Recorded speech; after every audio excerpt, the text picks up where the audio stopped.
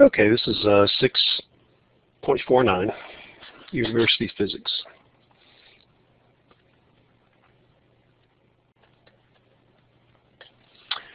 So, if there's a force in the positive x direction with a magnitude of 18 newtons minus 0.530 newtons per meter x is applied to a 6 kilogram box that is sitting on the horizontal frictionless surface of a frozen lake.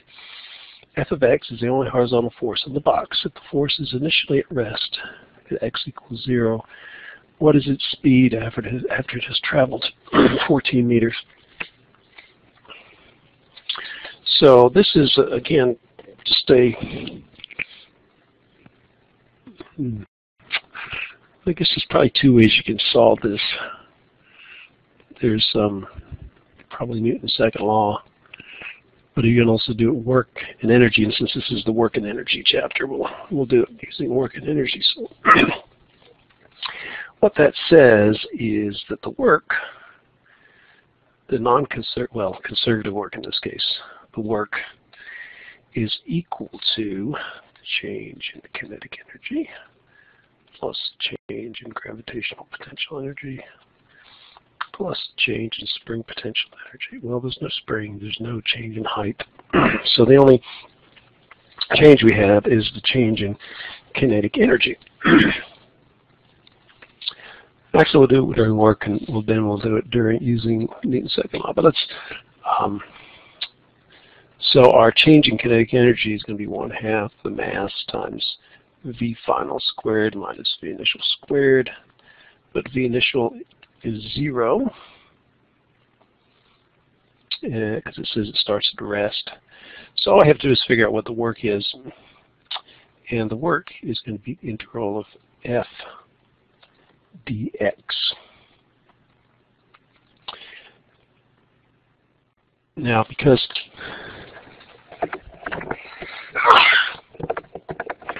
the force and the displacement are in the same direction, it's going to be a positive quantity.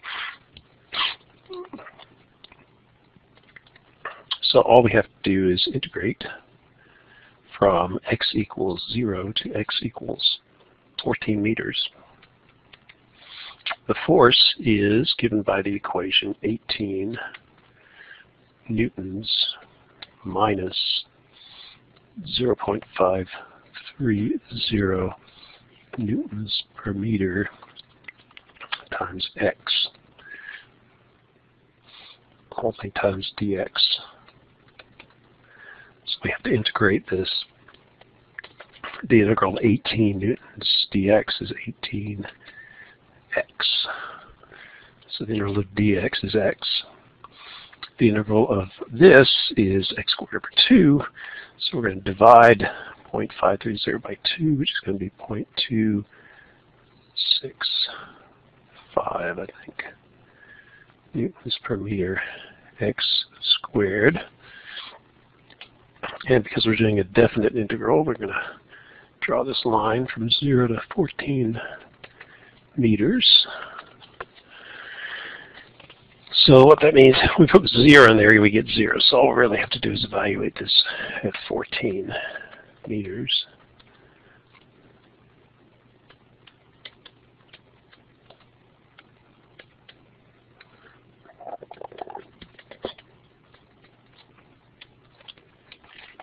So let's see what we get here.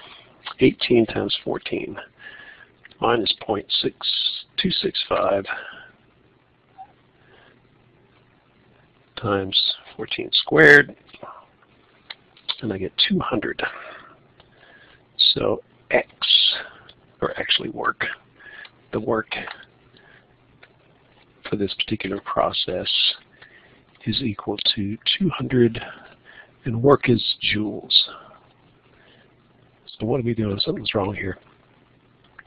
Here we get Newton meters. So this 18 must have units. Well, it has units of newtons. Okay, I forgot the newtons here. So Newton meters a joule. Okay, that all makes sense now. Now all we have to do is, if we plug that into the equation here, you get work is equal to 1/2 the mass, and the mass is 6 kilograms times V final squared. So if we solve for V final squared, it's going to be 200 divided by 0.5 divided by half divided by 6. So I get 66.7 meters squared per second squared. And therefore the final velocity is square root of that, which is 8.2 meters per second. And they got 18.17, which is actually what I got. Okay, so that's using work. Now the other way of doing it, and I'm probably not going to work through the whole thing, but what you would do is you would you have force equals mass times acceleration. So you could calculate the acceleration equals the force divided by the mass. And then, so this is not, acceleration is not constant. Acceleration is going to vary. So what you have to do is you have to say the velocity as function of time is the integral of the area times dt.